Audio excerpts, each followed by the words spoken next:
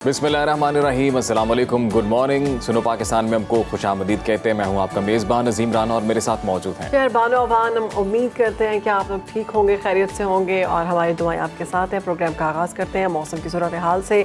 आज से बहरा अरब और खलीज बंगाल से मानसून हवाएं मुल्क में दाखिल होंगी, जिसके बाद रवा हफ्ते मुल्क में मज़ीद बारिशों की तवक्को है। 27 जुलाई तक कश्मीर और गिलगित बल्तिस्तान में बारिश होगी। इस्लामाबाद, पंजाब और खैबर पख्तूनख्वा में आज से जुमेरात तक बादल बरसेंगे, जबकि बलोचिस्तान और सिंध के बाज़ इलाकों में मंगल और बुध को बारिश मुतवक्के है।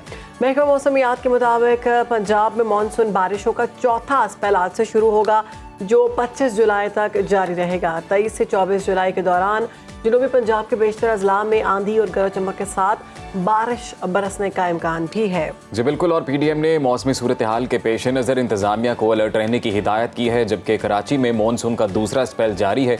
गुज़िश्ता रोज़ कराची के मुख्तलिफ इलाकों में मूसलाधार बारिश से गर्मी का जोर टूट गया। मौसम का हाल बताने वालों का ये कहना है कि आज शाम से समुद्री हवाएं बहाल होने के बाद शहर के दर्जा हरारत में भी कमी मुतवक्के है। तो ये वेदर अपडेट हमने आपके साथ शेयर की। अजीम, मैं एक और चीज़ नोटिस कर रही थी कि पिछले साल जो स्टोरीज सामने आ रही थी ना, अपने मोबाइल के मेमोरीज में मुख्तलिफ प्लेटफॉर्म्स पे आपने शेयर की हुई थी, बहुत बारिश हो रही थी इन दिनों। अभी चौथा स्पेल है पंजाब में, उस तरह से बारिश नहीं हुई, बहुत कम, लेकिन कुछ एरियाज में हुई, कुछ में बिल्कुल नहीं हुई। ये भी पेशन गोई की जा रही है कि जब भी ये स्पेल होगा ये शदीद होगा। और ये कहा गया कि जी 30 जो है फीसद ज़्यादा बारिशें मुतवक्के हैं पिछले साल से बिल्कुल मानसून के स्पेल में। तो देखें अभी क्या होता है जी इन बारिशों को लेकर। आगे बढ़ते हैं, एक और ख़बर आपके साथ शेयर करते हैं जी। और ये ख़बर है मक्का मुकरमा से, जहां खाना काबा के अंदरूनी हिस्से को गुस्ल देने की सालाना तकरीब का इनेकाद किया गया।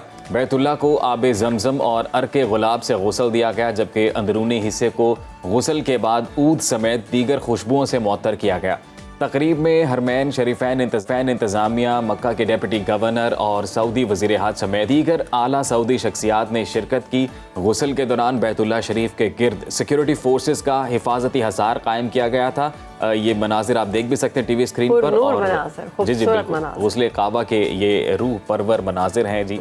और इस तकरीब का आगाज़ नमाज फजर के बाद हुआ। बिल्कुल, सुन्नत रसूल सल्लल्लाहु अलैहि वसल्लम की पैरवी करते हुए खाना काबा की अंदरूनी दीवारों, फर्श, छत और दरवाजे को हर साल आम तौर पर 15 मुहर्रम उल हराम को गुस्ल दिया जाता है, जबकि गिलाफ़े काबा को भी गुज़श्ता 4 बरसों से इस्लामी साल के आगाज़ यानी यकम मुहर्रम उल हराम को तब्दील किया जाता है। इससे पहले ये ईद उल अज़हा से पहले किया जाता था, लेकिन 4 साल से इस तरह से हो रहा है कि ये अब मुहर्रम उल हराम यानी साल का जब आगाज़ होता है तो पहले दिन खाना काबा का गिलाफ तब्दील किया जाता है। एक और ख़बर आपके साथ शेयर करेंगे जर्मनी से, जहाँ अफ़गान शहरियों की जानिब से काउंसिल खाने पर पथराव और पाकिस्तानी परचम की बेहुरमती का अफसोसनाक वाक़या पेश आया।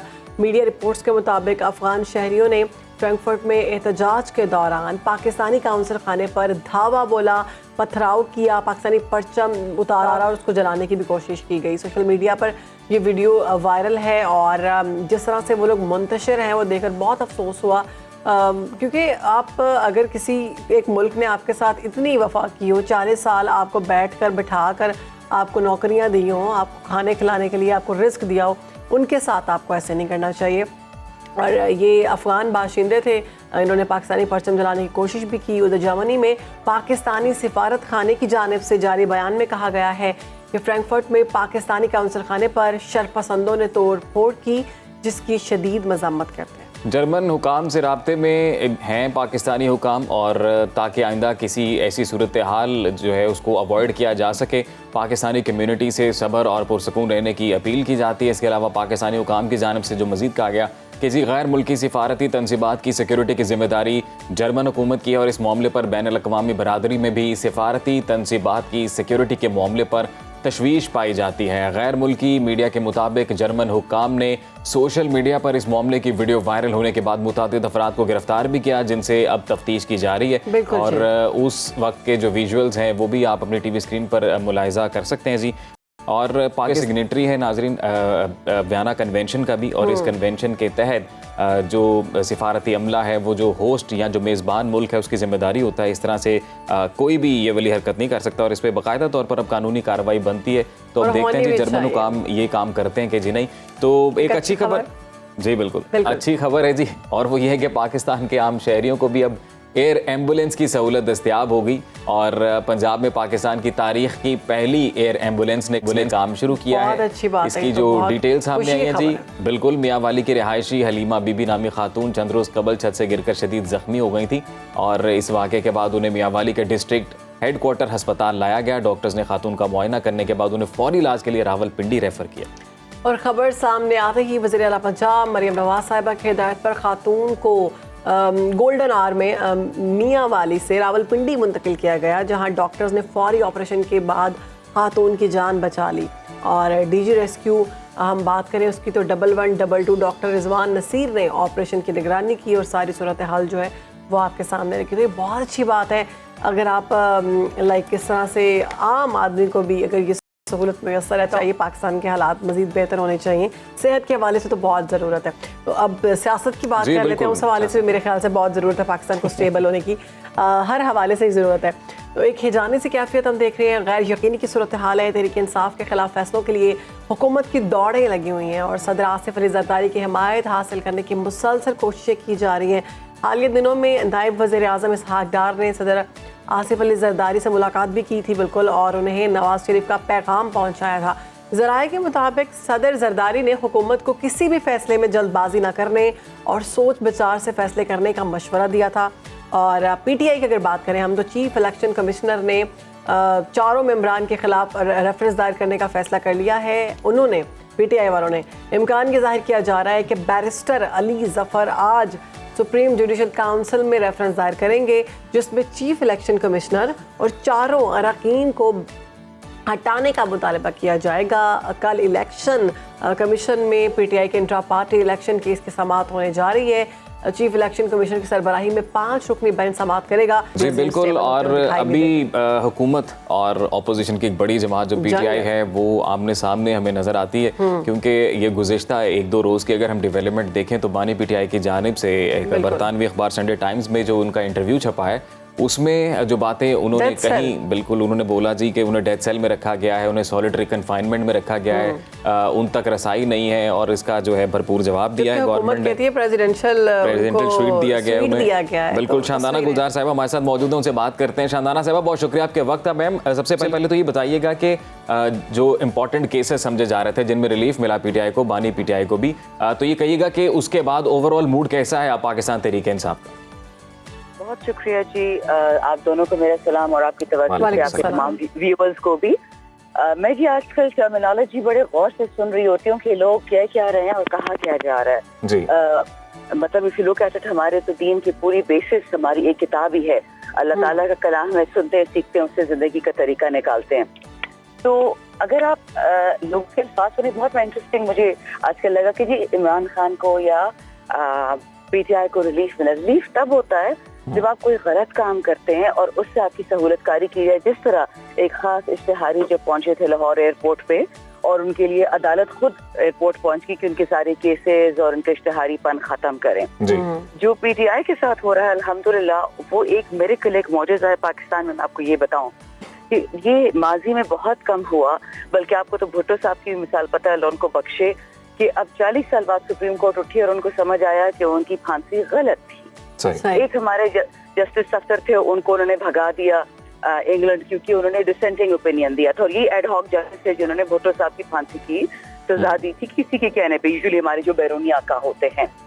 और अगर आपको याद है, मार्क टेली ने उसको रिपोर्ट किया था, वो बेचारा गटर के नीचे था जेल में और उसने ये रिपोर्ट किया था। ये छुपी हुई चीज थी। अभी जो हो रहा है ना, अस्तगफिरुल्लाह, अल्लाह ना करे, ये वतन के साथ जो खिलवाड़ हो रहा है ना, मैं हमेशा कहती हूँ इमरान खान बहाना, पाकिस्तान निशाना। ये जो आप इकोनॉमिक इंस्टेबिलिटी की बात कर रहे थे, पॉलिटिकल इंस्टेबिलिटी की, ये आप देख लें पाकिस्तान के हर रिसेस में पहुंच चुकी है। ये डिलिबरेट अटेम्प्ट है। और हमारे वाल पश्तो में हम कहते हैं बेवकूफ दोस्त से होशियार दुश्मन बेहतर है। हमारे यहाँ पहला में बेवकूफ दोस्त ही हैं, उनको कुछ समझ नहीं आती कि करना क्या और कैसे करना है। शानदाना साहिबा, बानी PTI कहते हैं कि उन्हें डेथ सेल में रखा गया, मगर हुकूमत ने यह दावा किया है कि उन्हें अडयाला जेल के प्रेसिडेंशियल स्वीट में रखा गया है।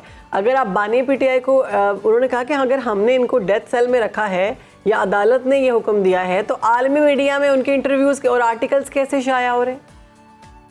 यही तो उनकी खौफ की बात है ना। इनकी जान निकली हुई है कि इस वक्त पूरा पाकिस्तान खान के साथ खड़ा हुआ है, बावजूद इसके कि खान साहब को डेथ सेल में रखा हुआ है।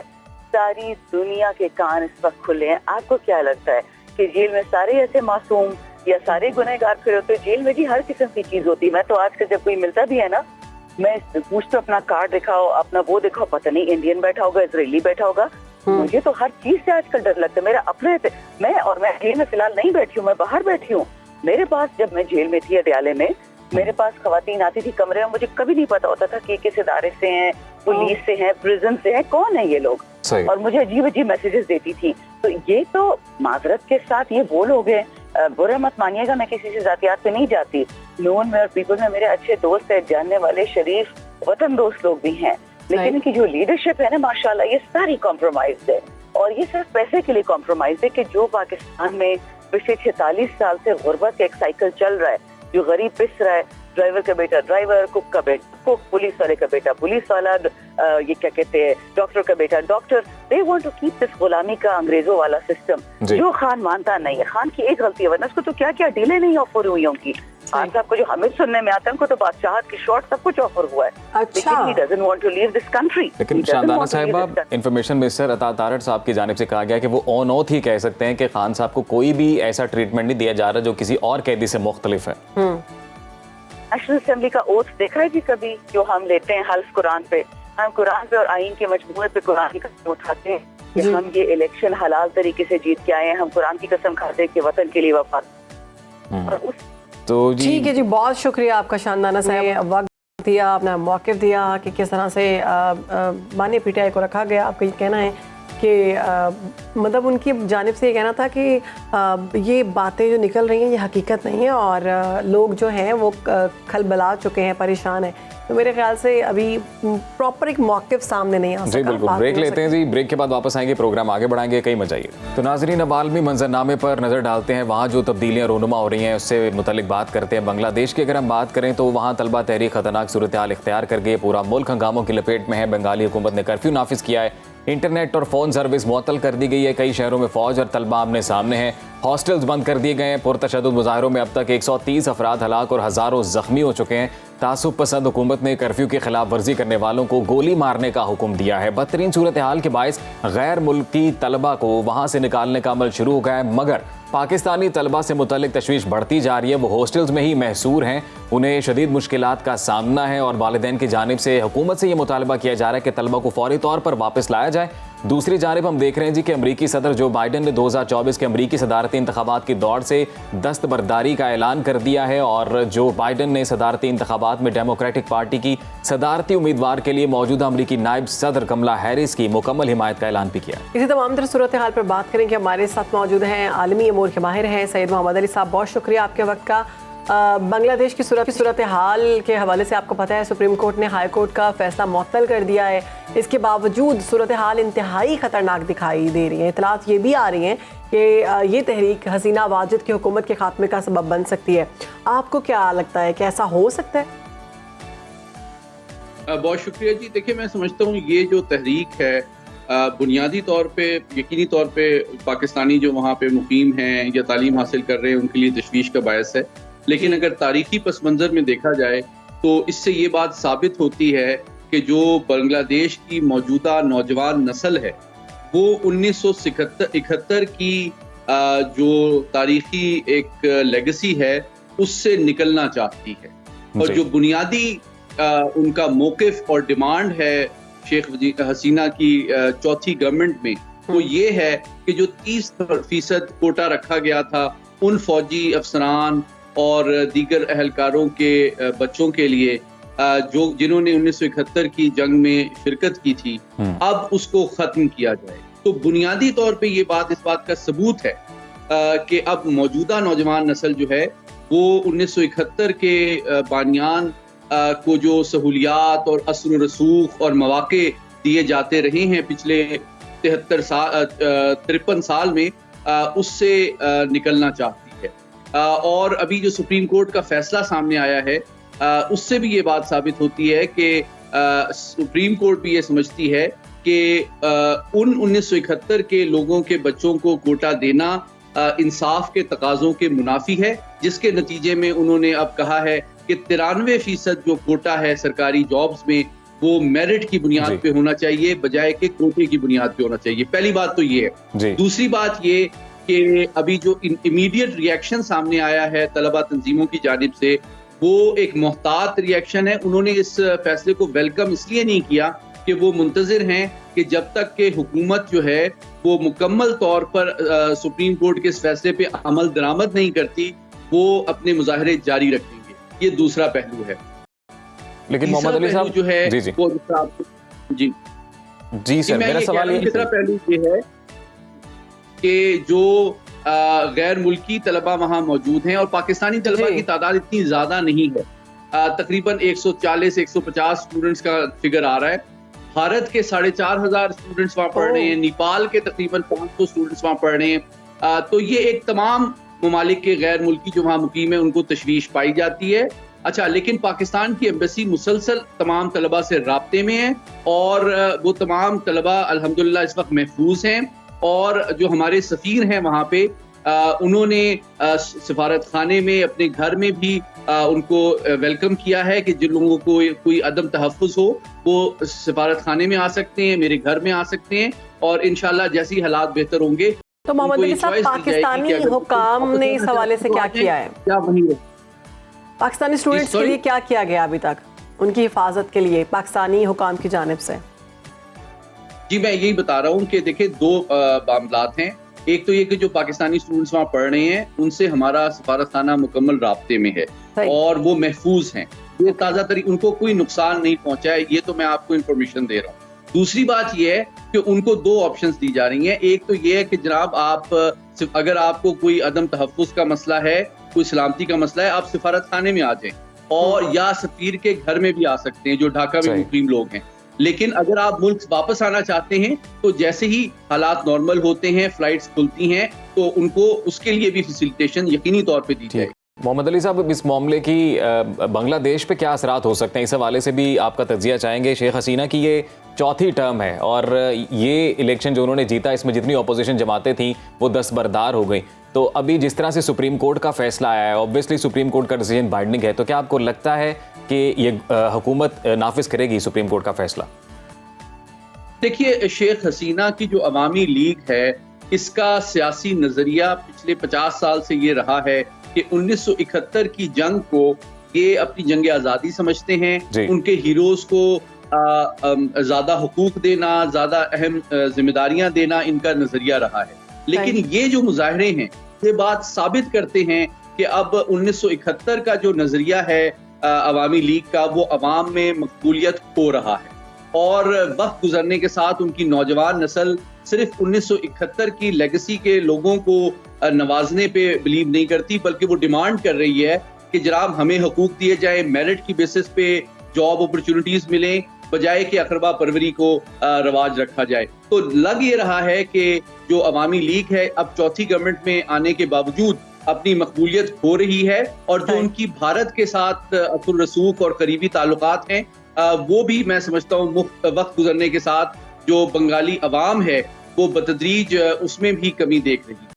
और आपको लगता है कि कबल इस वक्त इंतखाबात की जाने भी जा सकता है बांग्लादेश, क्योंकि 100 से ज़ायद हलाकतें भी हुई हैं इस प्रोटेस्ट के दौरान? जी बिल्कुल, अभी ताज़ा तरीन जो फिगर अभी मैं देख रहा था 1 घंटे पहले तक, वो 140 हलाकतों की है जो अस्पताल वगैरह से कन्फर्म है। तो इससे साबित होता है कि यकीनी तौर पे हालात जो है वो हुकूमत के काबू में नहीं है, बल्कि ये जो सुप्रीम कोर्ट के दौरान जब ये हियरिंग भी इस केस की हो रही थी तो इवन जो बांग्लादेश की फौज के टैंक्स तक सुप्रीम कोर्ट के बाहर तैनात थे, तो और कर्फ्यू का भी हालम था। तो मैं समझता हूं कि उनको इस बात का एहसास है कि हालात उनके काबू में नहीं है और लोगों को जॉब कोटा जस्टिस की बुनियाद पे दिए बगैर और एक उनकी डिमांड्स पूरी किए बगैर मैं समझता हूं इस हुकूमत का हालात पे काबू पाना मुश्किल होगा। ठीक है मोहम्मद अली साहब, एक और हम डेवलपमेंट है उस पर बात कर लेते हैं। अमरीकी सदर जो बाइडन ने 2024 के अमरीकी सदारत इंतखाबात के दौर से दस्तबरदार करने का ऐलान कर लिया खुद को, और जो थी उनकी नायब सदर उनको अब बतौर सदारती उम्मीदवार मुकम्मल हमायत का ऐलान उन्होंने कर दिया है। अमरीकी सदर के इस फैसले को आप कैसे देखते हैं? इससे फ़र्क पड़ेगा इस पार्टी पर, अमरीका पर? जी, यकीनी तौर पे ये एक गैर मामूली वाक़या है अमरीकी सियासी तारीख में। अमरीकी प्रेसिडेंट 1966 में लिंडन जॉनसन के बाद ये पहले अमरीकी सदर हैं जिन्होंने दोबारा री इलेक्शन की कैंपेन से दस्तबरदार होने का फैसला किया है। तो तकरीबन आप समझ लें कि 58 साल के बाद इस तरह का वाक़या वक़ूफ़ पज़ीर हुआ है अमरीकी सियासी तारीख में। दूसरी बात ये है कि लेकिन ये हैरानकुन इसलिए नहीं है क्योंकि ये मुतवक्के था पिछले 2 हफ्ते से और उसके 2 सबूत हैं। क्योंकि जो डेमोक्रेट कैंप्स हैं उसकी बड़ी मौसर और पावरफुल जो आवाज़ें और शख्सियात हैं, नेल्सी पेलोसी हैं, चक शूमर हैं, वो खुलकर बाइडेन साहब पे तनकीद कर रहे थे और उन पे जोर दे रहे थे कि उनकी बढ़ती हुई उम्र और गिरती हुई सेहत की बुनियाद पे उनको एक सुपर पावर की अगले 4 साल तक की क़यादत करने की शायद जिम्मेदारी और आवाम का भी जो रुझान था वो ज़्यादा ट्रम्प की तरफ था। जी, ट्रम्प तो यकीनी तौर पे देखें अभी जिस तरह उन पे कातलाना हमला हुआ, रिपब्लिकन पार्टी उनके हरीफ हैं, लेकिन उन्होंने उस हमदर्दी का भी फायदा उठाया है और अब वो ज्यादा हमदर्दी अवाम की हासिल करने में कामयाब हुए हैं। लेकिन डेमोक्रेट्स में यकीनी तौर पे जो प्रेसिडेंशियल पहली डिबेट हुई थी उसमें भी सदर बाइडेन ने कोई बहुत ज्यादा मौसर और इम्प्रेसिव परफॉर्मेंस नहीं दी थी, जिसके बाद ये चहमगोइयां डेमोक्रेट कैंप के अंदर शुरू हो गई थी कि क्या डेमोक्रेट पार्टी का सबसे बेहतरीन कैंडिडेट सदर बाइडेन हो सकते हैं या उनको एक नया हरीफ लाना चाहिए जो ट्रम्प साहब की मकबूलियत को चैलेंज कर सके। तो इसीलिए उन्होंने फौरी तौर पे कामिला हैरिस को नामजद किया है जो कि उनकी साथ उनकी दस्ते रास्त और नायब सदर रही हैं। और लेकिन पाकिस्तान के लिए इसमें एक तशवीश की बात यह है कि यकीनी तौर पे उनकी जो करीबी ताल्लुकात भारत के साथ हैं और हमदर्दियां वो एक एस्पेक्ट है और जो हमारे लिए तशवीश का बायस है। लेकिन ट्रम्प साहब जो हैं वो दूसरी जानिब एक बिल्कुल ही मुख्तलिफ एक रेडिकल सियासी नजरिया रखते हैं।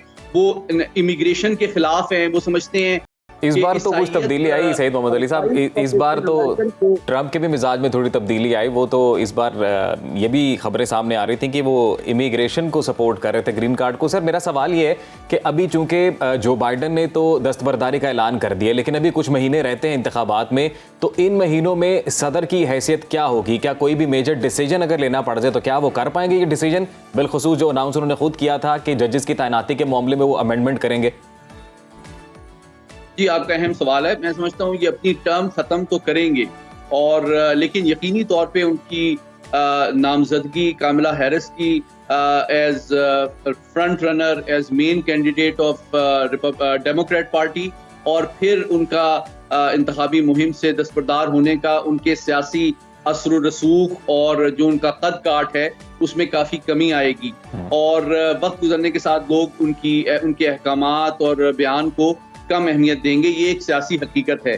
अलबत्ता ट्रम्प साहब का जो सियासी नजरिया है, खारजा पॉलिसी, दिफाई पॉलिसी, वो सदर बाइडेन की मौजूदा पॉलिसियों से यकसर मुख्तलिफ है और ये बहुत मुमकिन है कि अगर वो इलेक्ट होते हैं दोबारा तो वो खारजा और दिफाई पॉलिसी में बहुत बड़ी तब्दीलियां ला सकते हैं। वो ऑलरेडी कह चुके हैं कि यूक्रेन वॉर में अमेरिका ने बहुत ज्यादा कुर्बानियां और नुकसान उठाया है और हमें इस जंग को बंद करना चाहिए। वो रूस के साथ ताल्लुकात को इम्प्रूव करना चाहते हैं और वो इमिग्रेशन के ऊपर बहुत सख्त मौक़िफ़ रखते हैं। वो यूरोप के ऊपर दबाव बढ़ाना चाहते हैं। तो बिल्कुल एक मुतसादिम और मुतजाद नजरिया आपको रिपब्लिकन कैंप में नजर आता है सदर बाइडेन से। तो मैं समझता हूं कि अगर ट्रम्प साहब इस इंतखाबी मुहिम में कामयाब होते हैं तो अमेरिका की खारजा और दिफाई पॉलिसी पे बहुत नुमाया और अहम असरात मुरतब हो सकते हैं। ठीक है, बहुत शुक्रिया आपका सईद मोहम्मद अली साहब। सुनो पाकिस्तान को आपने वक्त दिया और आलमी मंजरनामे में जो तब्दीलियां रोनुमा होने का अपना तज्जिया पेश किया। एक ब्रेक ले रहे हैं, उसके बाद हाजिर होंगे। अच्छा शहरवारों, मैं आपसे एक बात पूछना चाह रहा हूँ। जी जी बिल्कुल पूछें। और वो ये कि खवातीन के स्टाइल में आजकल क्या ट्रेंडी है? बहुत कुछ ट्रेंडी है। नेल आर्ट हो गया, आई एक्सटेंशन हो गई, फिलर्स हो गए, बोटॉक्स हो गए और बालों के बहुत से डाई। अच्छा, नेल आर्ट की आपने बात की है, ये मुझे बड़ा मुश्किल काम लगता है क्योंकि मैंने अक्सर खवातीन के बिल्कुल हाथों पे देखा है कि नेल्स पे बड़े स्टाइल बने हुए हैं। हाँ, पर वो बाकायदा लगे होते हैं, बीड्स वगैरह भी, और बड़े खूबसूरत लग रहे होते हैं। तो ये होता कैसे है, किस तरह से मैनेज करती हैं खवातीन, ये दिखाएंगे आपको रुबीना यूसुफ।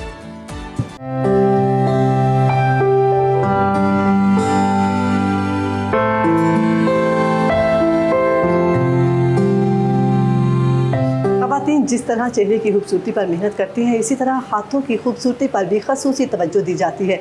बात हो हाथों की खूबसूरती की हो, नेल पेंट का जिक्र ना हो, ये तो नामुमकिन है। नेल आर्ट फैशन इंडस्ट्री का लाजमी हिस्सा बन चुका है और ऐसे ही खवातीन, हज़ारों खवातीन हैं जो नेल आर्ट को थोड़े से वक्त में करके लाखों रुपए कमा रही हैं। तो आज एक ऐसी ही खातून से आपकी मुलाकात करवाएंगे, हम भी मुलाकात करेंगे, हम आपको बताएंगे कि उन्होंने एक छोटी सी इन्वेस्टमेंट से अपनी 3 ब्रांचेस बनाई हैं और वो नेल आर्ट करती हैं, जिसकी प्राइसेस हम आपको बताएंगे, एक छोटा सा सेटअप आप कहाँ लगा सकते हैं। तो आइए ये सब जानते हैं। नेल आर्टिस्ट अनम शाह हमारे साथ मौजूद है, अभी उनसे बात करते हैं और उनसे जानते हैं कि शौक़ कहाँ से पैदा हुआ, किससे इंस्पायर हुई और इन्वेस्टमेंट कितनी थी जब उन्होंने ये काम स्टार्ट किया। तो अस्सलाम वालेकुम। वालेकुम सलाम, कैसे हैं आप? पहले तो कॉन्ग्रेचुलेशंस कि आपने अपनी जो 3rd वाली ब्रांच है उसे भी ओपन कर लिया है। तो एक छोटे से काम में, सिंपल एक नेल आर्ट में कैसे आप सक्सेसफुल हुई, इन्वेस्टमेंट कितनी थी, सबसे पहले हम इस पर बात करते हैं। सबसे पहले तो था हमारा डिसीजन इस तरफ आना, एक इंटरनेशनल स्किल थी ये, और जो कि यहाँ पे इतनी ज़्यादा पॉपुलर भी नहीं थी। बहुत ज़्यादा एफर्ट के साथ इसको सीखा, बहुत ज़्यादा हमारी स्ट्रगल थी इसके सीखने में। कितनी देर लगी, किससे सीखा, आप किससे इंस्पायर हुई थी? 1 साल 2 साल हम लोगों ने तकरीबन सीखने में। तो ये 2 मंथ का कोर्स होता है, हम खुद भी अभी माशाल्लाह करवा रहे हैं। तो 2 मंथ में हम अपने स्टूडेंट को ट्रेन कर देते हैं। जो हमारी खवातीन अभी हमें देख रही हैं वो ये इंतज़ार कर रही हैं कि आप कुछ प्रोडक्ट्स के नाम बता दें ताकि वो जल्दी से जाएं और छोटा सा बिजनेस स्टार्ट कर लें। प्रोडक्ट्स के नाम के साथ साथ मैं उनको ये बताती हूँ कि पहले इसकी बहुत सारी टाइप्स हैं। एक्रेलिक्स है, स्किल का जो बेसिक नेम है वो है एक्रेलिक्स, ठीक है? ओके, हाँ, नेल्स की जरा ये भी बताइएगा कितनी टाइप्स नेल्स की जो टाइप्स में ना, इसका बेसिक नेम एक्रेलिक्स है। एक्रेलिक्स को फिर आगे फ्रेंच में कन्वर्ट कर दें, ओम्ब्रे में कन्वर्ट कर दें, फिर solitaire nails, fibre nails, 3D nails, यानी जिस आर्ट में हम कन्वर्ट करते जाएंगे। मोस्ट सेलिंग कौन सा है? French nails. French nails most selling है, हैंड एंड फीट के करवाए जाते हैं और बहुत सबसे ज़्यादा जो है ना वो उसी पे फोकस है। ब्राइड्स हो गई, क्योंकि मेहंदी और इतने हैवी सेटअप में ना वो फ्रेंच खिला हुआ लगता है और बड़ा फ्रेश लगता है। ठीक है, अब हम आते हैं प्रोडक्ट्स में कुछ जो टूल्स होते हैं एक्रेलिक में, monomer, liquid powder, acrylic powder, acrylic का ब्रश, नेल बिल्डिंग। अच्छा, इसमें आगे भी वैरायटी है कि press on nails, 2 weeks nails, और फिर लॉन्ग टाइम चलने वाले नेल्स, यानी जिनको एक्रेलिक्स कहते हैं उन सबको। फिर अगर प्रोडक्ट की लिस्ट का नाम लें तो फिर acrylic powder, acrylic liquid, brush, और फिर कुछ हेल्पिंग टूल्स जैसे एक्रेलिक के लिए ड्रिल मशीन, यूवी लाइट्स, ये ऐसी चीज़ें हैं जो कि बेसिक्स होती हैं। आप एक छोटी सी स्पेसिफिक अमाउंट बता सकती हैं? हमारी ख़वातीन में एक बड़ी क्यूरियोसिटी हो रही है, मुझे भी हो रही है कि एक स्पेसिफिक अमाउंट अगर आप बता दें, कोई 20,000, 10,000, 15,000 या 5,000, कहाँ से वो छोटा सा ये काम स्टार्ट कर सकती हैं? ऑलमोस्ट 20+ होता है, 30 to 50,000 तक वो उनको एक छोटे इन्हांस करना, तो वो अपने ही ड्राइंग रूम में मैनेज करें। इंस्टा की पोस्ट या इस तरह से कोई बनाएंगी, अपनी लोकेशन को गूगल पे डालेंगी, वो तो उनकी मेहनत है ना, उस पर तो इतनी इन्वेस्टमेंट नहीं आएगी। फिर 1,000 2,000 का एक ऐड लगाएं कि मेरी ये लोकेशन है, मैं यहाँ पे अवेलेबल हूँ काम करने के लिए। अपने ही ड्राइंग रूम को, जिसको वो रेनोवेशन ऑलरेडी उनके पास है, वो एक सेटअप सेपरेटली लगाती हैं और उसको यूटिलाइज कर सकती हैं बहुत इजीली, क्योंकि ये ऐसी स्किल है जो बहुत सारे लोग होम बेस पे कर रहे हैं। इसके लिए आपको एक बड़े सेटअप की बिल्कुल भी जरूरत नहीं। ज़बरदस्त, जैसा कि अभी उन्होंने बताया कि आप अपने घर पर बैठे किसी भी रूम में छोटा सा सेटअप लगा सकते हैं। और ये एक बहुत इनोवेटिव आइडिया है हमारी ख़वातीन के लिए जो ये सोचती हैं कि वो कुछ नहीं कर सकती, उनकी एजुकेशन बहुत कम है। तो वो एक 20 से 30 हज़ार लगाकर, मतलब अगर आप थोड़े थोड़े पैसे भी जमा करें तो 20 से 30 हज़ार तो आप जमा कर ही लेंगे।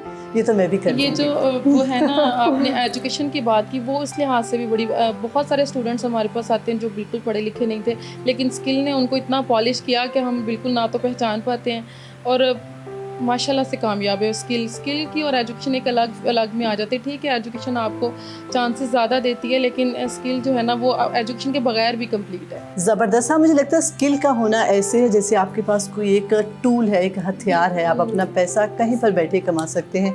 अनम, बस हम थोड़ी सी अब बात करेंगे प्राइसेस पर। जैसे कि आपने एक्रेलिक बताए हैं, कुछ 2 वीक्स के हैं, मंथली हैं, अगर आप उनकी थोड़ी प्राइसेस बता दें तो हमारे देखने वालों को भी पता चल जाएगा। प्राइसेस जो होती है ना वो हमारे अपनी भी सेलिंग पॉइंट ऑफ व्यू से हम डील्स लगाते रहते हैं। हमारा ये हर जगह जहाँ पर नेल का काम हो रहा है, हर एक की अलग अलग प्राइसेस हैं। अलग अलग नहीं होती, ऑलमोस्ट मैच कर रही होती हैं, क्योंकि सारे लोग कंपटीशन में काम कर रहे होते हैं। आप भी अगर कमर्शियल पे बैठे हो तो आप ही की लाइन में 3 से 4 लोग और बैठ के काम कर रहे होते हैं। अगर वो कोई आपको सर्च आउट करता है तो साथ उनको और भी गूगल पे शो होते हैं। अच्छा, बस थोड़ा सा बताइएगा, जैसे कि आपने कहा कि French nails are most selling, bridal है, पार्टी पर जाना है, कोई भी तकरीब है, तो फ्रेंच नेल की क्या प्राइस है? हम लोग 7,000 8,000 और अगर कोई स्टोन्स कोई बीड वगैरह ऐड करवा लें तो उससे थोड़ा बहुत ऊपर नीचे जाती है, लेकिन 7 to 8 हमारी एक नॉर्मल प्राइस है इसकी, 8,000 तक। और एक्रेलिक नेल?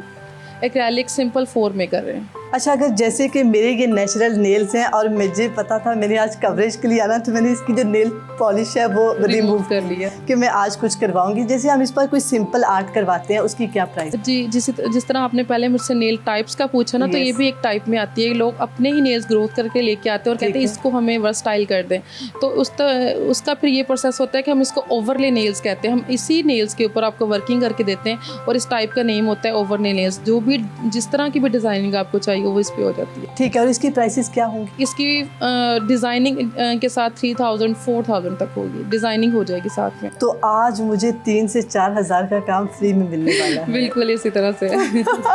अभी हम आपके सामने मैं अपने नेल्स पर आर्टिंग करवाऊंगी और आप देखिए।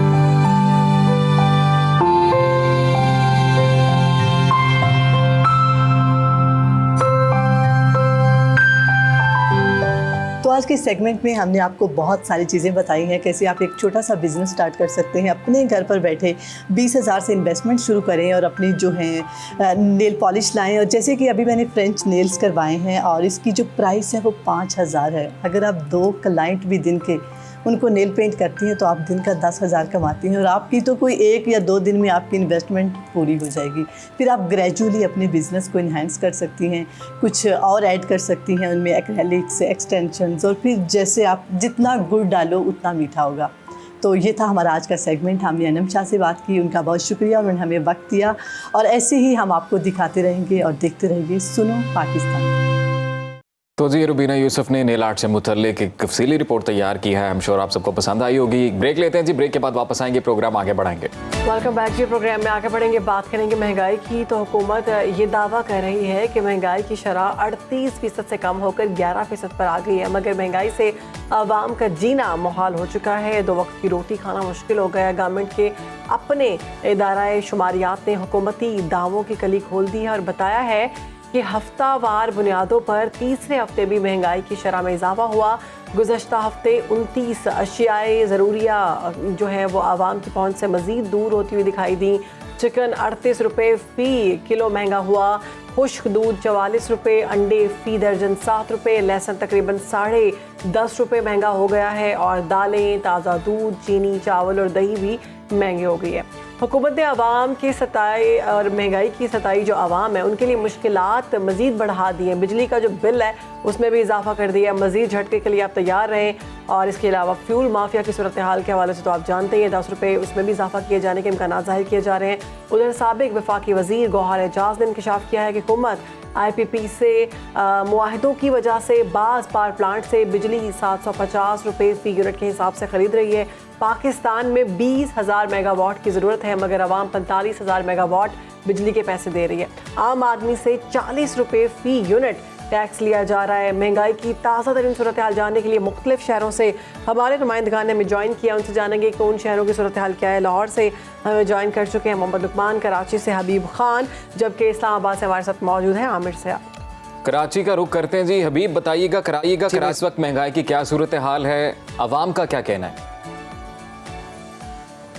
बिल्कुल, देखें, आवाम तो परेशान है और महंगाई की जो इस वक्त सूरत हाल है मजमूई तौर पर वो यकीनी तौर पर परेशान कुन है। कराची वाले हों या फिर मुल्क भर के दीगर शहरों की तरह कराची में अगर बुनियादी ज़रूरियत की जो अशिया हैं जिसमें दालें हैं, सब्ज़ियाँ हैं, चावल है, आटा है, चीनी है, इन अशिया की कीमतों में हम देखें तो गुज़श्ता 1 माह के दौरान हमने देखा कि बड़ी तेज़ी के साथ जो है वो इजाफा हुआ है। बिलखुसूस 1 जुलाई में जब हुकूमत की जानिब से बजट के ऊपर इम्प्लीमेंटेशन शुरू हुआ तो उसके बाद यकमुश्त हमने देखा कि कीमतों में इजाफा होना शुरू हुआ। आटे की कीमत में हमने देखा कि इजाफा हुआ और आटे के ऊपर फिर फ्लावर मिल मालकान की जानिब से एक एहतजाज भी सामने आया, जिसके ऊपर मार्केट जो फ्लावर कराची समेत मुल्क भर की फ्लावर मिल थी वो बंद हुई, जिससे एक इम्पैक्ट हमने ये देखा कि आटा मजीद जो है वो महंगा हुआ। एक बुनियादी ज़रूरत की चीज़ है इसी तरह से टमाटर की बात करें, टमाटर जो आज से कई रोज़ पहले तक जो है सिर्फ और सिर्फ 80 रुपये और 100 रुपये किलो मिल रहा था, वही टमाटर आज शहर कायद में 240 और 260 रुपये फ़ी किलो में जो वो फ़रोख्त हो रहा है। मुर्गी के गोश्त की बात करें, यही मुर्गी का गोश्त 350 रुपये मिल रहा था आज से 15 दिन पहले, और आज यही गोश्त 550 से 600 रुपये फ़ी किलो तक जो है वो पहुँचा हुआ है। अंडों की बात करें, अंडों की कीमत में 40 से 60 रुपये फ़ी दर्जन इजाफा हुआ है। 220-240 रुपये दर्जन जो है वो अंडे फ़रोख्त हो रहे थे, वही अंडे आज 280 और 300 रुपये फ़ी दर्जन पे जो है वो पहुँचे हुए। तो आवाम यकीनी तौर पर परेशान है। फिर साथ ही साथ पेट्रोलियम मसनूआत की कीमतों में 10 रुपये का इजाफा किया गया। उसके बाद फिर बिजली के बिलों में हम देख रहे हैं कि मुसलसल एक इजाफा देखने को मिल रहा है, और उसके साथ साथ फ्यूल एडजस्टमेंट चार्जेस के मद में जो डिस्कोज हैं, जो कंपनीज़ हैं, बिलखुसूस अगर कराची की बात करें कि इलेक्ट्रिक की जानिब से एक बार फिर जो है वो 5 रुपये से ज़ायद का फ्यूल एडजस्टमेंट का इजाफा भी मांग लिया गया है। तो ये तमाम तर महंगाई के वो बोझ है जो आवाम पर पड़ता है। आवाम पहले ही महंगाई के बोझ से खासे परेशान है। एक तरफ ये शिकवा करते हैं कि आमदन में इजाफा नहीं हो रहा है, और दूसरी जानब टैक्सों के हवाले से वो शिकवा करते हैं कि टैक्सों का बोझ है, और फिर यकीनी तौर पर जो अशिया महंगी हो रही हैं तो उससे उनका जो घरों का बजट है, जो आमदन का जो ज़राए हैं, वो तमाम तर चीज़ें, जो घर का निज़ाम ज़िंदगी है वो मुतासर हो रहा है। जी ठीक है, निज़ाम ज़िंदगी मुतासर हो रहा है। मज़ीद रुख करेंगे इस्लामाबाद का। हमारे साथ मौजूद है आमिर सयाल। आमिर, ये बताइएगा, हुकूमत तो ये दावा कर रही है कि महंगाई में कमी आई है, लेकिन जो मार्केट की सूरत हाल है वो क्या है? जी, जो हुकूमत कह रही है महंगाई में कमी आई है, अगर हुकूमती आदादो शुमार देखें तो वाकई कमी आई है। लेकिन क्योंकि हुकूमती आदादो शुमार है, ये तकरीबन मुल्क भर में जो है 52 जो मार्केट्स हैं उन्हें देख के बनाए जाते हैं। तो जो अगर देहात में अगर कोई चीज़ सस्ती है, शहरों में महंगी है, तो जिससे अब उससे एवरेज आउट करेंगे तो यकीनन वो चीज़ सस्ती हो जाएगी। ज़्यादातर महंगाई जो है वो है भी शहरी इलाकों में, लेकिन इसकी बुनियादी वजह जो है वफाकी ब्यूरोक्रेसी के मुताबिक जो है वो कहते हैं कि इसकी बुनियादी वजह इस महंगाई की जो है वो हुकूमत पंजाब को इसकी वो ज़िम्मेदारी सौंपते हैं। वो कहते हैं कि हुकूमत पंजाब ने ज़राअत में बेहतरी के लिए कुछ नहीं किया, ना फसलों की पैदावार वहाँ पे बढ़ रही है, ना स्टोरेज के लिए कुछ काम किया है।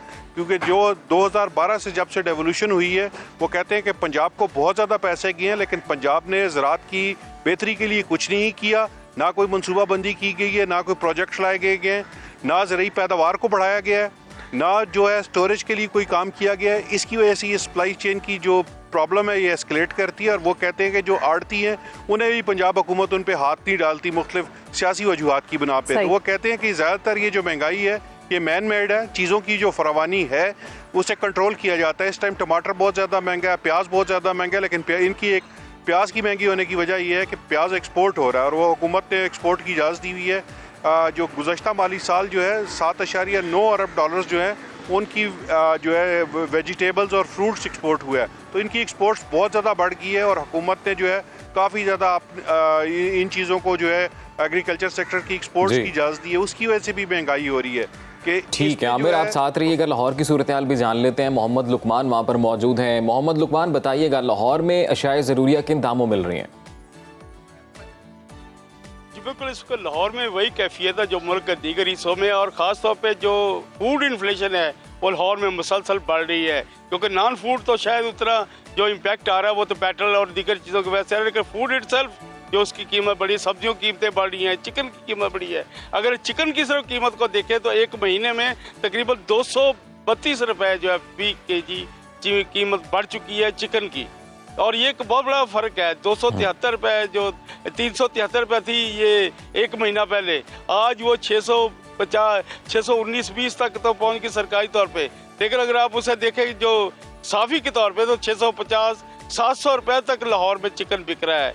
आटे की कैफियत भी यकीनन वो स्टेबल तो करने की कोशिश की हुकूमत ने, लेकिन हाल ही में जो इसकी स्ट्राइक हुई फ्लावर मिल की उसका इम्पैक्ट अभी तक है। इस तरह अगर यूटिलिटी स्टोर पे आप चीनी की बात करें तो यूटिलिटी स्टोर पे चीनी गायब हो चुकी है। वजह क्या है कि 15 रुपए का जो विदहोल्डिंग टैक्स लगा है उसका इम्पैक्ट आया, तो यूटिलिटी स्टोर ने जो गरीब के लिए 9 रुपए किलो वो वैसे गायब कर दी।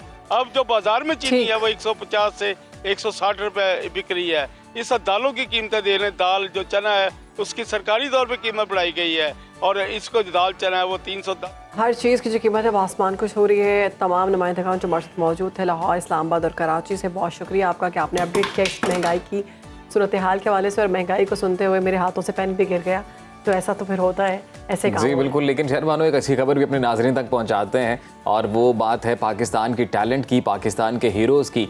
तो कहते हैं जी कि अगर अज़्म जवां हो और हौसले बुलंद हो तो नामुमकिन को भी मुमकिन बनाया जा सकता है। पाकिस्तान के बिसारत से महरूम तीरंदाज तनवीर अहमद ने ये सच साबित कर दिखाया है। आर्चर तनवीर अहमद ने बिसारत से महरूम होने के बावजूद तीरंदाजी में दुनिया को पीछे छोड़ दिया है। हाल ही में इन्होंने चेक रिपब्लिक में होने वाले para archery world ranking event और बेल्जियम में होने वाले यूरोपियन कप 2024 में हिस्सा लिया। इन्होंने ना सिर्फ बेहतरीन तीरंदाजी बल्कि हदफ पर ठीक ठीक निशाना भी लगाया और दुनिया को हैरान कर दिया, और दोनों इवेंट में गोल्ड मेडल अपने नाम किए हैं। बिसारत से महरूम तनवीर अहमद एशिया के पहले तीरंदाज हैं जिन्होंने ये कारनामा सरअंजाम दिया। हमारे साथ मौजूद है तनवीर अहमद, आपको वेलकम करते हैं सुनो पाकिस्तान में तनवीर, और बहुत बहुत मुबारकबाद कि आप गोल्ड मेडलिस्ट हैं। सवाल ये है कि आप मुश्किलात के बाद आप यहाँ तक पहुँचे, आपने गोल्ड मेडल जीता, कामयाबी अपनी कितनी मुश्किलात से गुजर कर हासिल की? नेशनल इवेंट के लिए तैयार होने के लिए काफ़ी टाइम लगता है, और ख़ास तौर पे ऐसा इवेंट जिसमें अपने टारगेट को देखे बगैर अचीव कर रहे हैं, तो ये एक मुश्किल टास्क था। और अल्हम्दुलिल्लाह मुझे स्पोर्ट जो थी फैमिली की स्पोर्ट थी, और उसके अलावा जो है मुझे कोचिंग अच्छी मिली और कुछ स्पॉन्सरशिप भी मिल गई। जो CBM एक इंटरनेशनल ऑर्गेनाइजेशन है जो कि डिसेबिलिटीज़ पे काम कर रही है, उसने मुझे सपोर्ट किया कुछ हद तक, बट इतनी स्पॉन्सरशिप नहीं थी कि मैं उसको अफोर्ड कर सकता। ज़्यादातर मैंने खुद ही अपने दोस्तों से मिल के इस इवेंट को सक्सेसफुल बनाया अपने लिए, और अल्हम्दुलिल्लाह जिस तरीके से मैं खेला और दुनिया को साबित किया कि हमारे अंदर टैलेंट मौजूद है, लेकिन सिर्फ ये इस चीज़ की ज़रूरत है कि हमें थोड़ा सा बैक किया जाए ताकि हम अपने जो इवेंट के लिए अपने आप को बेहतर तैयार कर सकें। बिसारत से महरूम है और आपने निशाना बिल्कुल ठीक ठीक लगाया, तो ये बताइएगा ये कैसे कर लिया आपने? ये मुसलसल मेहनत का नतीजा है, और तकरीबन मैं वीक में 5 डेज ट्रेनिंग करता था, 5 से 6 घंटे डेली। और क्योंकि ये गेम ऐसी है कि जिसमें आपको बहुत ज़्यादा मेहनत करनी पड़ती है, आपको अपने मसल्स पे काम करना पड़ता है। आपकी अपर बॉडी जब तक सही बैलेंस होके काम ना करे, आप अपना टारगेट अचीव नहीं कर सकते। तो अल्हम्दुलिल्लाह काफ़ी मेहनत की, आपको अपनी डेली रूटीन से हट के सारे ये काम करने पड़ते हैं। तो अल्हम्दुलिल्लाह मुझे अपने जो मेरी ऑफिशियल ड्यूटीज़ हैं, मैं एज ए पाकिस्तान एयरफोर्स में भी एम्प्लॉय हूँ, और वो मुझे रिलीव करते हैं इन इवेंट्स के लिए, और काफ़ी सपोर्ट करते हैं मुझे स्पोर्ट्स एक्टिविटीज़ के लिए। तो थैंक्स उनका जो मुझे सपोर्ट करते हैं और मुझे इतना हौसला देते हैं कि मैं अच्छे तरीके से परफॉर्म कर सकता हूँ। अच्छा तनवीर, ये जो तीरंदाजी है ये तो बड़े तेज़ और एक जगह पर नज़र रखकर मुकाबला करने वाला खेल है। आप चूँकि बसारत से महरूम है, उसके बावजूद इतना ज़बरदस्त मुकाबला आपने जीता। कोई ऐसी स्ट्रेटजी जो आप शेयर करना चाहें हमारे साथ, कि ऐसी कौन सी स्ट्रेटजी है कि आप बसारत से महरूम है लेकिन उसके बावजूद आपके निशाने जो हैं वो बिल्कुल हदफ पे लगते हैं? जी, हमारी असल तीरंदाजी जो है नॉर्मल तीरंदाजी की तरह ही है, सिर्फ फ़र्क ये है कि हम बगैर देखे शूट करते हैं। हमारे आगे एक टेक्टाइल साइट होती है जो कि कैमरे के स्टैंड की तरह होती है, और उसकी आगे नोजल लगी होती है। उसके साथ हम अपने हाथ की बैक एंड साइड को टच करते हैं जिस हाथ में हमारी बो होती है। तो आपका स्टांस जितना बेहतर होगा, जितना आप बैलेंस होकर उसको शूट करेंगे, उतने अच्छे रिजल्ट निकलेंगे। मैं आपको एक छोटा सा इवेंट जो फाइनल की मेरी थी, मेरे साथ कोच थे नॉर्वे के जॉर्ज। तो जब उन्होंने मुझे स्टैंड पे खड़ा किया और टारगेट की तरफ मेरा हाथ सीधा कराया, तो कहते हैं जी आप ओके हैं और आप अब शूट कर सकते हैं। जब मैंने अपनी टेक्टाइल साइट को हाथ लगाया तो पता चला, मुझे ऐसे महसूस हुआ कि मैं कंफर्टेबल नहीं हूँ। तो मैंने उसे कहा कि it's not in the middle of the target. तो उससे वो मुझे कहता है आपके ऊपर आपने तो ब्लाइंड फोल्ड पहना हुआ है और आपको इस वक्त बिल्कुल नहीं नजर आ रहा, तो आप कैसे कह सकते हैं कि ये सीधा नहीं है। मैंने उसे बताया कि मेरी बॉडी की अलाइनमेंट ठीक नहीं है, अगर अलाइनमेंट ठीक होगी तो मेरा एरो सीधा जाएगा। तो मैं चाहता हूँ कि मेरा फुट लोकेटर थोड़ा सा पीछे कर दें। तो वो कहते हैं इनक्रेडिबल, आप बगैर देखे ये कर रहे हैं कि भाई आप अपने टारगेट की तरफ बिल्कुल स्ट्रेट होना चाह रहे हैं, लेकिन ये अमेजिंग है कि मेरे लिए कि बगैर देखे आप इन दोनों इवेंट्स में जिसमें आपने गोल्ड मेडल जीता, दोनों इवेंट्स में आपके कंपेटिटर्स कौन कौन थे और प्रेशर आता था? जी, जो पैरा आर्चरी चैंपियनशिप का फाइनल था उसमें तो मेरा फाइनल था साइप्रस के साथ, और साइप्रस के मिसोस क्रिस्टोस थे जो कि वर्ल्ड नंबर 1 भी रह चुके हैं। उनको फाइनल में मैंने कन्विंसिंगली बीट किया 6-2 से।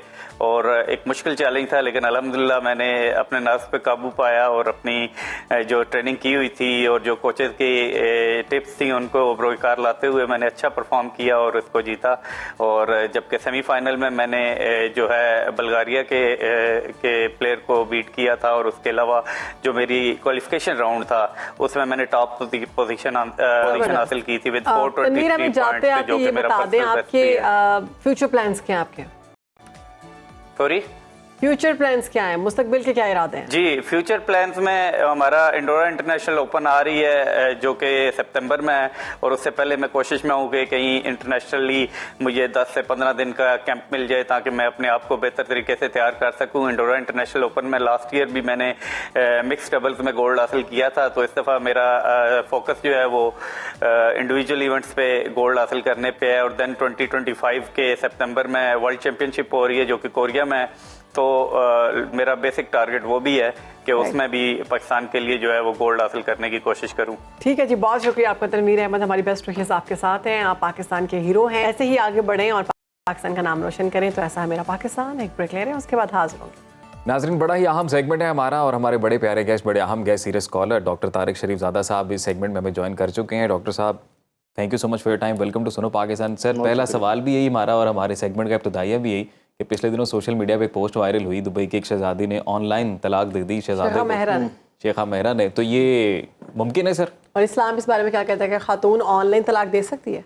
बिस्मिल्लाह रब्बी मोहम्मद करीम अलैहिस्सलातु तस्लीम। सबसे पहले तो यादावरी का शुक्रिया, और आज आपने वाकई एक बड़ा दिलचस्प उन्वान जो है उसे लिया, और मैं ये समझता हूँ कि दिलचस्पी से ज़्यादा इसके अंदर एजुकेशन का एलिमेंट जो है वो ज़्यादा नुमायाँ है। और अगर हम इसके अंदर जो लताफत है उसके साथ साथ इसके अंदर जो एक संजीदा सबक है उस तक भी पहुँचें तो शायद ये ज़्यादा बामानी हो जाए।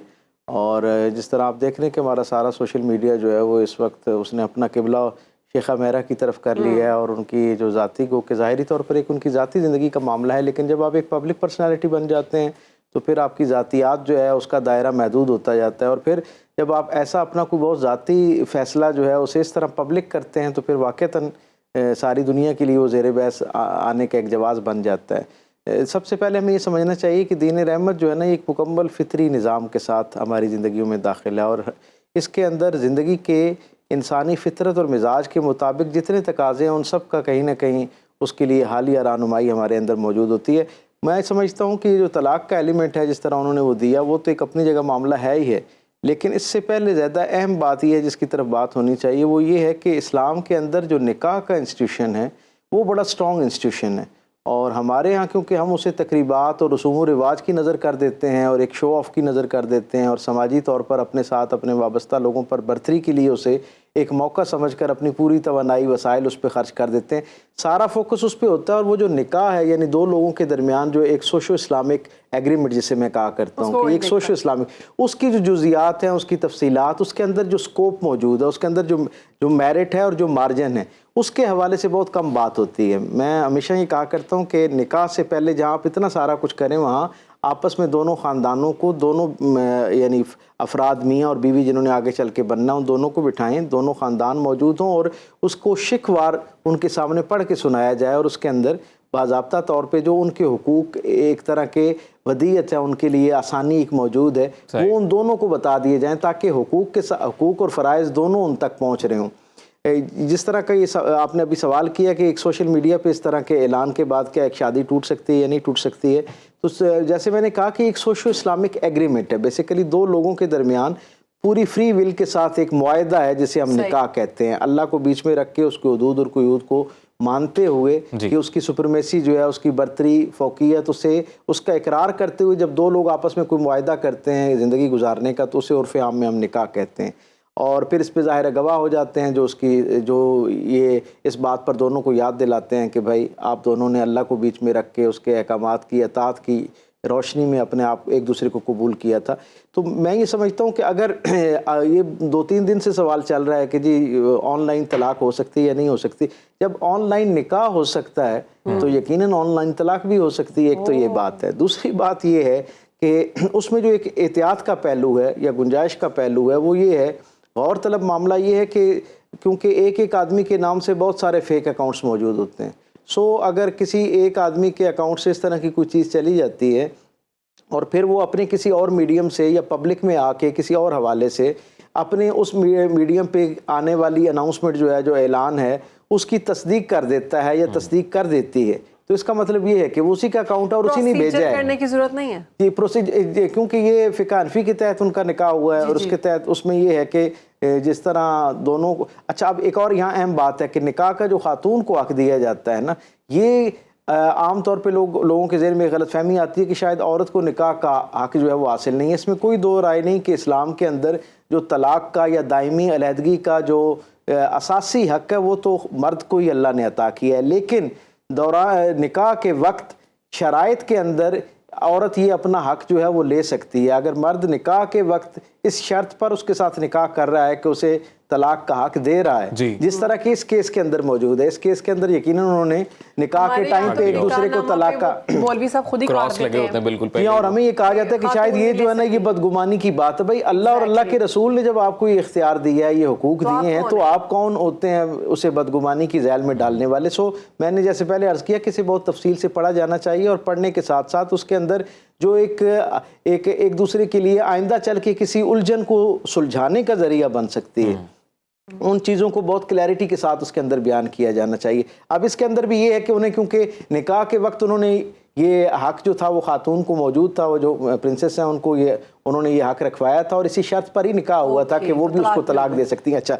अब इसमें एक मामला और जो थोड़ा सा एहतियात तलब है होता ये है कि बाज़ दफ़ा, बल्कि उमूमी हालात में ऐसा होता है कि खातून को एक तलाक का हक तफवीज़ किया जाता है। ये ज़रा टेक्निकल मैटर है कि एक तलाक का हक उसे दिया जाता है, बाकी दो तलाकों का हक उसको नहीं होता। तो वो एक ही होता है कि एक ऑफिशियल अनाउंसमेंट तो उसकी तरफ से आ जाती है, लेकिन अगले लेवल पे ये होता है कि फिर बाकी दो तलाकों के लिए मर्द की रजामंदी या उसका ऐलान करना जो है वो भी उसका हिस्सा बनना ज़रूरी होता है। यहाँ मामला ये है कि उनको तीनों तलाकों का हक हासिल था, इसलिए उन्होंने हनफी के मुताबिक जब तलाक दे दी तो उसके अलावा दोनों की तरफ से तलाक उन्होंने इसीलिए एक सांस में तीनों दफा कह दिया। एक सवाल मेरा बहुत जरूरी है कि अगर कोई और आपका मोबाइल पकड़ के आपकी तलाक लिख के भेज दे। जी हाँ, मैंने जैसे आप कहा ना कि उन्होंने किसी और मीडियम से उसकी तस्दीक कर दी है कि जो कुछ उस पर लिखा गया था वो मेरी फ्री विल से बाकायमी होशो हवास मैंने ही लिखा है, यानी उसका दोबारा से कंफर्म करना है। जाहिर है आप समझ सकते हैं कि कितना बड़ा वाकया है। ये कोई खैर सगाली की पोस्ट नहीं है कि आपने ईद मुबारक लिख दिया है या आपने किसी को बर्थडे विश कर दी है। यकीनन ये दो जिंदगियों का नहीं बल्कि दो खानदानों और आगे चल के जो आने वाली नस्ल है उसकी जिंदगी का मामला है। उसके सारे मामलात इस एक फैसले के साथ वाबस्ता हैं, तो यकीनन इसके ऊपर तस्दीक की जानी चाहिए। और उन्होंने जैसे खुद भी दूसरे 2-3 मीडियम से इसको वेरीफाई कर दी है, तो इसका मतलब ये है कि उन्होंने ही लिखा।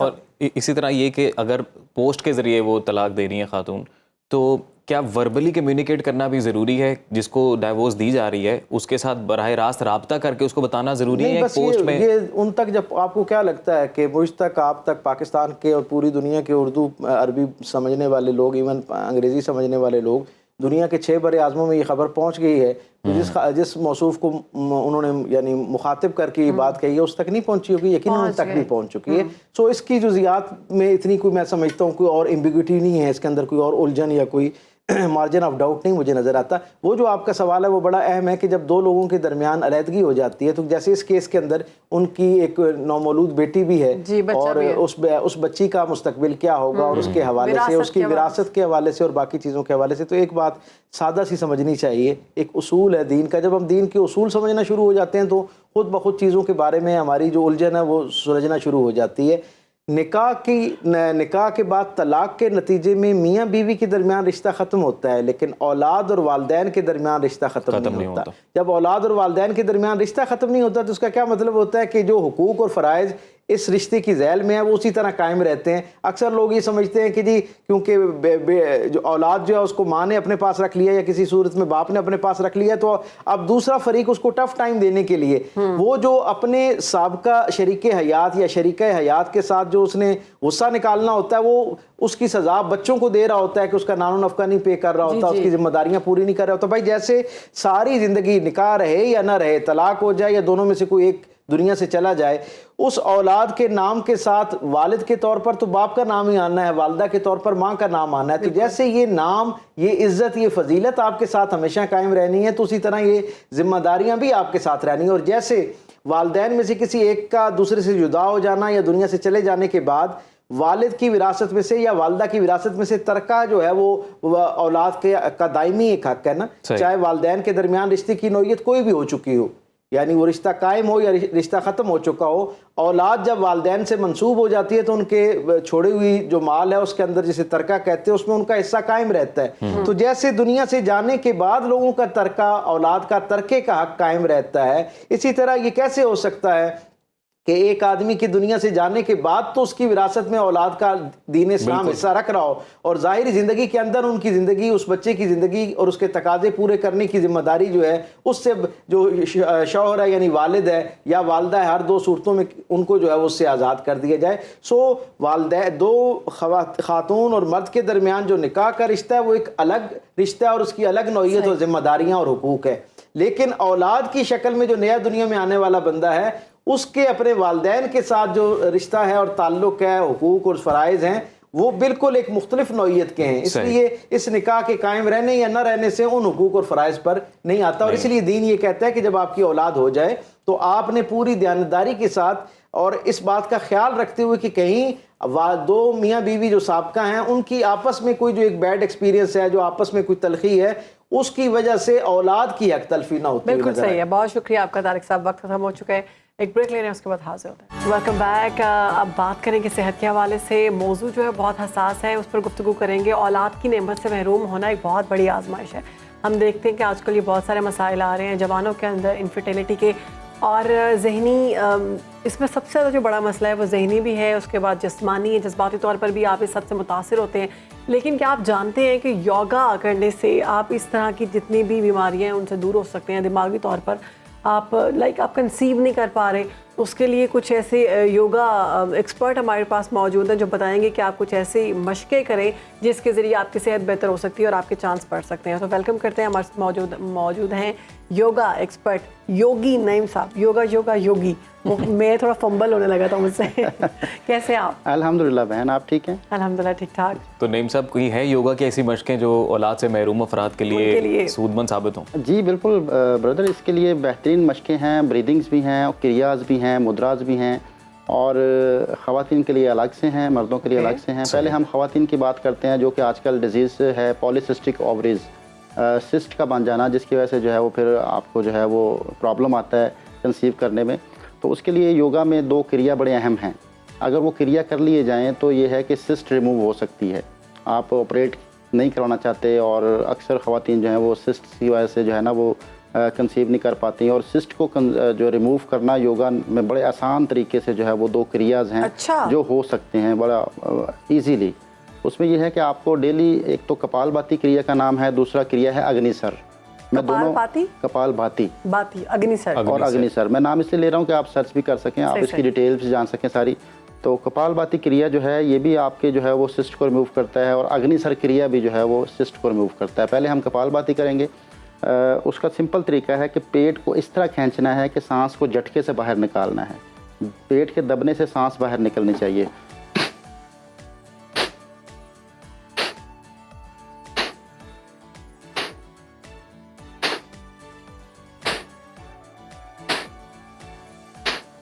नाक से ही सांस लेनी है, नाक से प्रेशर से एक्सेल करना है, प्रेशर से, जिस तरह हम नाक साफ करते हुए अक्सर सांस निकालते हैं। तो इसमें शामिल ये करना है कि पेट का झटका, पेट की झरक जो है वो अंदर की तरफ जाए और सांस बाहर निकले बहुत। और इसमें आप बड़ा स्लो कर सकते हैं, लाजमी कितनी तेज करें आप। एक सांस को झटके से निकालें, आप फिर थोड़ा रेस्ट भी कर सकते हैं। समझ नहीं आ रही कैसे कर सकते हैं। मुझे नहीं करना आ रहा। पहले डीप ब्रीथ करके फुल सांस समझाए ना आम आदमी को। आम आदमी के लिए ये है कि दोनों हाथ अपने पेट पे रख लें। ओके। और जब सांस निकालना है तो हाथों को दबाए। ओ ये अच्छा।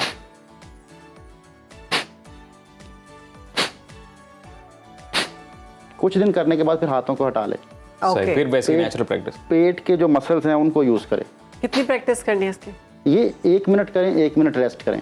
और कमर का सीधा होना बड़ा ज़रूरी है। आप दीवार के साथ टेक भी लगा सकते हैं। कमर का सीधा होना बड़ा ज़रूरी है। जी, कमर सीधी होनी चाहिए। कमर गोल होगी तो इसका इफेक्ट नहीं आएगा। कमर का सीधा होना बड़ा ज़रूरी है, और खाली पेट होना बड़ा ज़रूरी है। फास्टिंग हो आपकी कम से कम 6 घंटे की। और 1 मिनट करें, 1 मिनट रेस्ट करें। इस तरह आप इसको आहिस्ता आहिस्ता 30 मिनट्स तक ले जाएँ। 30 मिनट्स तक आपने इसको करना है।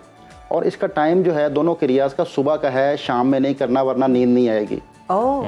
इससे बॉडी के अंदर हरारत बढ़ जाती है, सही। तो फिर आपको नींद नहीं आएगी, नींद की टैबलेट खानी पड़ेगी।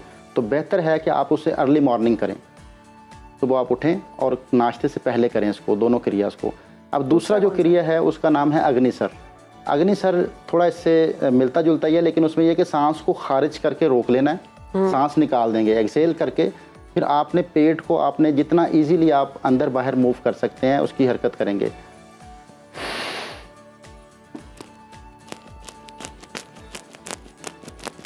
और ये सांस रोक के करना है? जी जी, सांस बाहर निकाल, पहले सांस एक्सेल करके आपने सारा खाली कर लेना बॉडी को। जी जी, फिर आपने ये जी सांस खाली करके अपने जिस्म को आप सांस निकाल के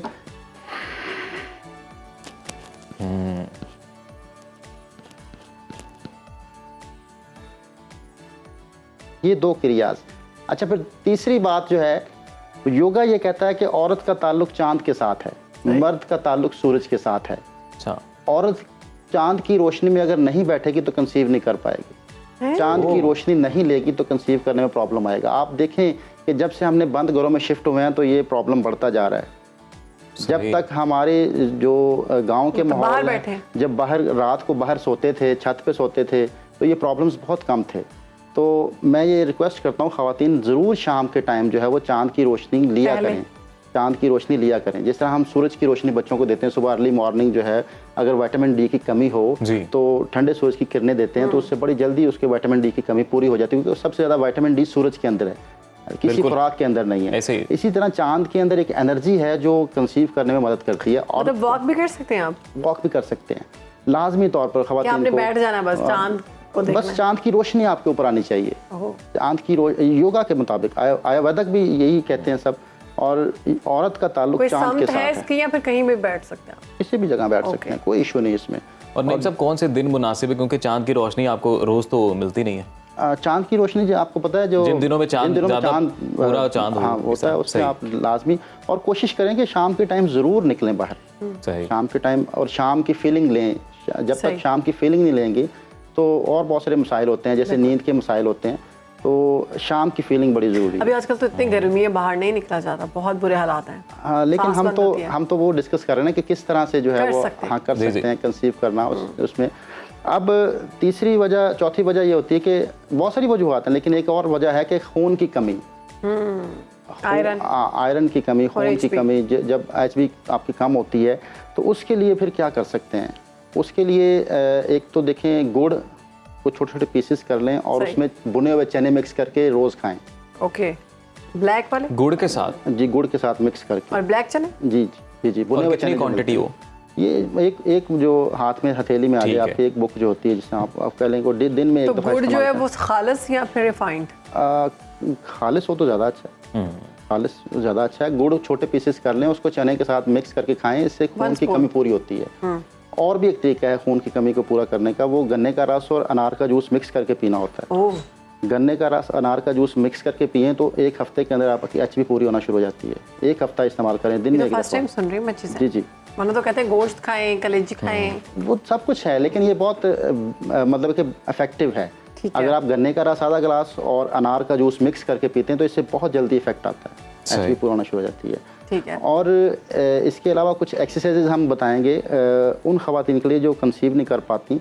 उनको एक तरीका है कि एक एक्सरसाइज जो वो रोज़ करें, इसको अपने लेट जाएं सीधा, दीवार की तरफ जो है अपनी टांगें ऊपर की तरफ स्ट्रेट कर लें 90 डिग्री पे, और कोशिश करें कि हिप्स को ऊपर उठाएं, नीचे कुशन रख लें। 2-3 कुशन अपने हिप्स के नीचे रख लें। ठीक है। इस पोजीशन में ज़्यादा रुकें, ज़्यादा देर तक रहें इस पोजीशन में, इससे जो है वो कंसीव करना आसान होगा। कितनी ज़्यादा से ज़्यादा कितनी देर? 5 मिनट्स, ठीक, मैक्सिमम 10 मिनट्स। कुशन्स के सहारे से? कुशन्स के साथ 5 मिनट तक। जी जी। नीचे 2-3 कुशन रखें अपने हिप्स के नीचे, ठीक है, और टांगे अपनी दीवार के साथ सीधी खड़ी कर लें। और एक और तरीका है कि बटरफ्लाई का पोज ज़्यादा किया जाए, बैठ के भी किया जाए, अपनी घुटनों को ऊपर लाया जाए, नीचे लेके जाया जाए और तलवे जोड़ के पैरों के। और इसका एक और तरीका होता है कि लेट के आप इस पोजीशन में अपनी लेग्स को रिलैक्स कर दें, घुटने साइडों की तरफ आपके इनर थाई के ऊपर स्ट्रेच आ जाए। सही सही। तो ये बेहतरीन एक्सरसाइज है, कंसीव करने के लिए साबित होगी। आपके जो पीरियड्स हैं उनके लिए बड़ी बेहतर एक्सरसाइज है बटरफ्लाई की एक्सरसाइज। बहुत शुक्रिया नईम साहब, हमारे सेगमेंट का वक्त ख़त्म हो गया जी, और आई एम श्योर कि आपने जो बताए हैं मशकें वो काफ़ी हेल्पफुल होंगी और इनको प्रैक्टिस किया जा सकता है जी रोज़ाना की बुनियाद पर। आज के प्रोग्राम से मुझे शहरबानों को इजाज़त है, कल दोबारा आपकी खिदमत में हाजिर होंगे नए मौज़ूआत के साथ। अपना ख्याल रखें।